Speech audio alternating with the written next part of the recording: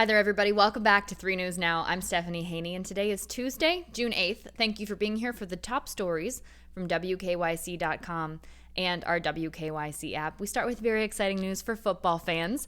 The Cleveland Browns have officially announced their preseason schedule. Now, remember, there were no preseason games last year because of COVID-19 precautions, but this year they are back, and now we know who they will play and when. So, week 1. Saturday, August 14th, that will be away against the Jacksonville Jaguars. That's a night game, 7 p.m. Week 2, here in Cleveland, Sunday, August 22nd. That's versus the New York Giants. That is a 1 p.m. game. And then week 3 of the preseason, Sunday, August 29th. That's in Atlanta against the Falcons at 8 p.m. Now, let's talk about that first game against the Jacksonville Jaguars. There will be a lot of storylines coming out of that game. First of all, former Ohio State head coach Urban Meyer is the new coach of the Jaguars, so they'll be facing off. Also, the Jaguars have the 2021 number 1 overall draft pick, Trevor Lawrence, making the unofficial NFL debut. We'll see how much we see him in that preseason game. You know, a lot of times the starters don't necessarily play all the way through in those preseason games, so we'll see what happens there. And the Jaguars also signed former NFL quarterback and 2007 Heisman Trophy winner Tim Tebow, not as a quarterback, but to play tight end in the offseason. So, lots of interesting things to watch out for there. Of course, we'll be covering it all on WKYC.com.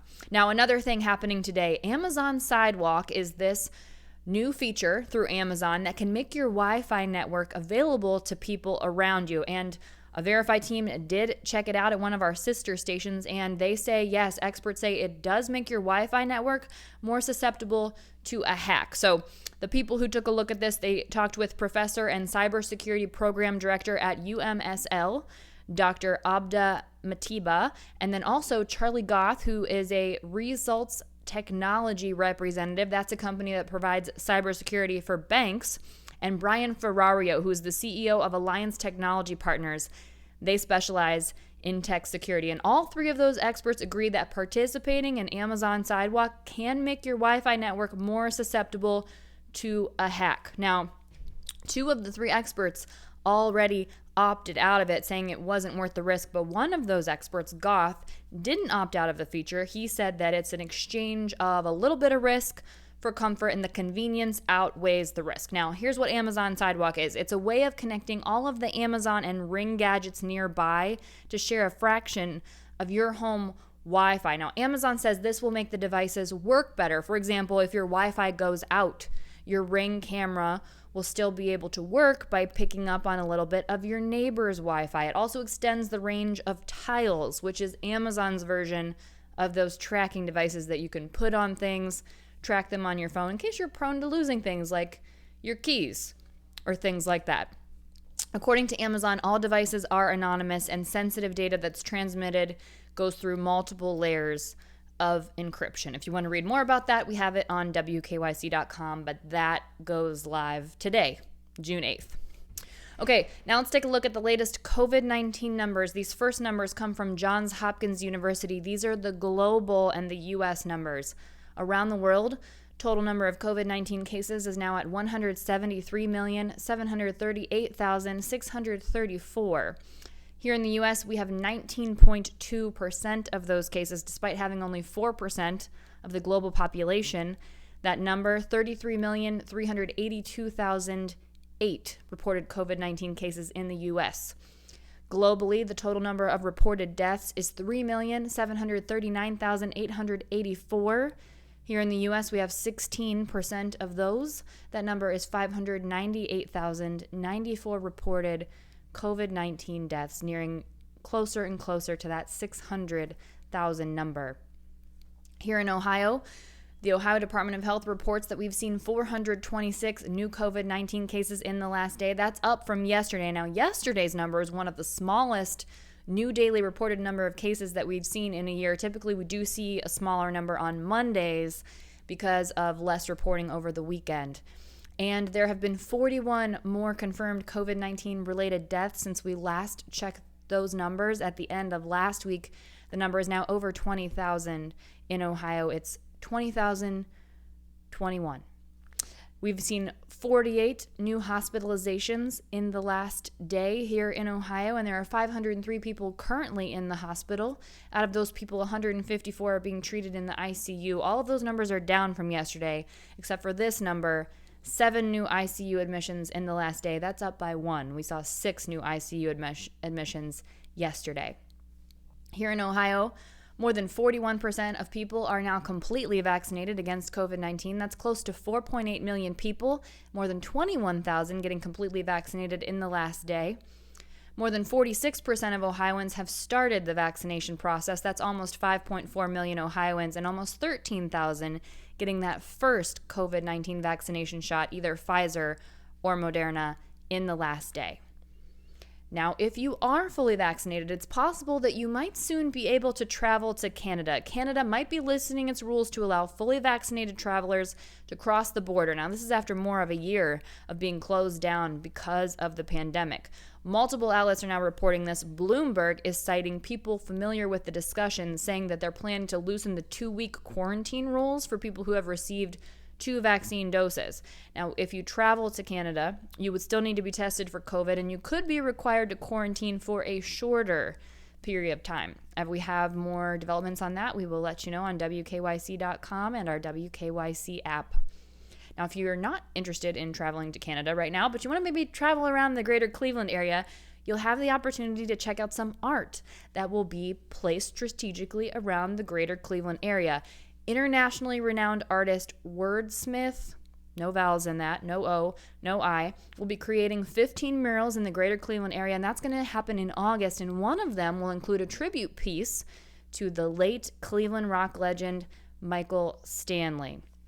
Now, Wordsmith's art can be seen in cities around the world. That includes Chicago, New Zealand, in London, Los Angeles, West Palm Beach, Florida, also San Antonio, Texas, and now, because of an arrangement made with Graffiti Heart here in Northeast Ohio, it will have some art here around the greater Cleveland area. It's called the How Do I Love Thee Tour. And again, 15 different murals, one of them featuring Michael Stanley. Stanley Paul, who is the founder and president of Graffiti Art, said, "The tour will be an opportunity to encourage the community, street art enthusiasts, and visitors to really explore the city and seek out these murals. If you love a good Instagram opportunity, that's basically what this will be for you." Now, it's a tour experience and a street art destination. The murals will be in Lakewood, Greater Collinwood, the Gateway District, University Circle, the St. Clair Superior area, Campus District, and Cleveland Heights. That's just to name a few of the places. And this is in partnership with the RTA, Cleveland Metro Parks, and the Cleveland Institute of Art. Now, the Michael Stanley mural will be about 2,200 feet, and it'll be located on Payne Avenue in Cleveland. Now, Wordsmith has a personal connection to Michael Stanley. Born and raised here in Cleveland, Wordsmith said it was impossible not to know who Michael Stanley was, called him a legend. When he was in school, Wordsmith had a summer internship at TV8 and assisted the creative team on the show PM Magazine. That's where he had an opportunity to meet and work with Michael Stanley. He was a producer and an on-air talent on the show, and Wordsmith says that he was kind and likable, and it was very cool that he got to call a legend his friend. The mural honoring Michael Stanley, created by Wordsmith, will feature lyrics from the 1980 song Lover. In other news here in Cleveland, Cleveland Cavaliers forward Larry Nance Jr. has been nominated for the NBA Cares Community Assist Award. He's one of 10 players nominated. This is presented by Kaiser Permanente. This is because of his efforts to raise money for local businesses in Northeast Ohio throughout the pandemic. Now, for each game in the past season, Larry Nance Jr. wore a t-shirt or some other piece of clothing from a local business on his way into the arena to raise awareness, and then after the game, he auctioned off his game-worn jersey with proceeds going to that business. Now, for this award, fans vote on the award. That begins today. You can use the mobile app Jebbit, or you can vote on Twitter by using the hashtag NBA Community Assist and a player's handle. So hashtag Larry Nance Jr. as well. So 2 hashtags, NBA Community Assist, and then add the hashtag Larry Nance Jr. JR.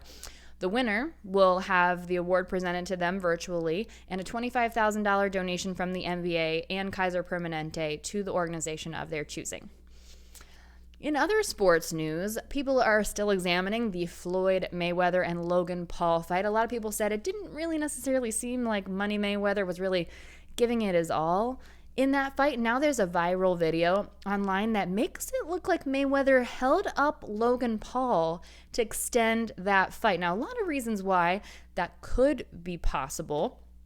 Mayweather, 44 years old, he landed 50 more punches, threw 110 less punches on the 26-year-old Logan Paul. And Mayweather has a history of betting on himself to win a fight in a certain way. So it's possible that at that point, maybe he had betted that he would knock Logan Paul out later, so wasn't ready to knock him out at that point. Now, it was an exhibition, so the only way someone was going to win officially the fight is with a knockout because there was no scoring done. Or it's also possible that he might just wanted to extend the fight in order to maximize on potential future fights for people to see what he thought might make for a good show.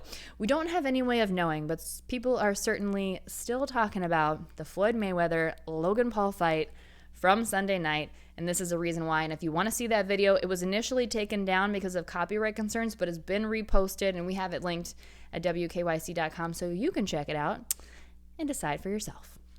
That's it for 3 News Now today for Tuesday, June 8th. I'll see you next up on What's New with your trending stories in the Clicking in Cleveland segment. And I'll also have the first of a multiple-part series about egg freezing today, talking about the rise during the pandemic. This is something I talked about at length on my podcast, 3 Things to Know with Stephanie Haney, so you can find that there, and you can also see what we've put together for you, talking to a woman who froze her eggs during the pandemic, talking about those Instagram ads that we see everywhere, about that fertility testing, and a whole host of other things. This is just the first in a multi-part series. So catch that on What's New. If you don't have the normal TV avenues to do it, you can watch it in the WKYC app.